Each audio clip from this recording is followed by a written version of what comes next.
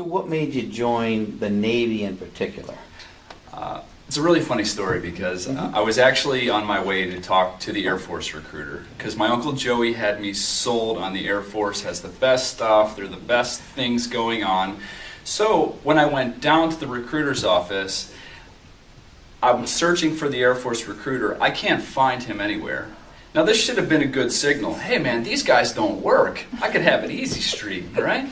So in comes this smooth talking man from Cleveland named Leonard Dorsey. I'll never forget his name, Navy recruiter. And he comes up to me, he says, hey, my man, young man, come here, let me talk to you for a minute. Come in my office, let me show you what the Navy's all about. So I figured, well, my grandpa was in the Navy, this can't be too bad, I'll give him at least 5 minutes.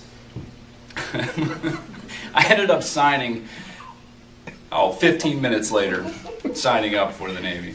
Oh. And the next thing I know, it was like late, and somebody said, hey, get down here, man. You got to get on TV. You got to see this. So I'll come running down, and here were our tanks, just one after another, right? Going in like crazy. And I thought, I guess the war started. No one will believe me that, I'm in the war zone, but I'm in a palatial estate, and I'm watching it on TV. And so much for, However, things had kind of flared up because we got underway.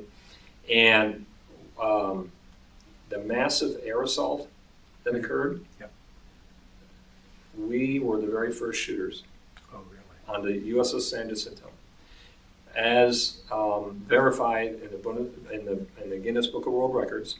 And I'll tell you why later, how we knew that. Initially, we didn't.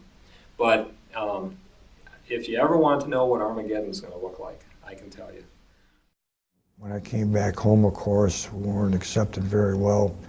I remember we were in a parade and getting booed and stuff like that. That was that was really difficult, I think, for me at the time. But I'm thankful when I did come home, my church in Niagara Falls gave me a homecoming party. So that I'm very thankful for. The Assembly of God Church in Niagara Falls, so that I always remember. Somebody welcomed me home.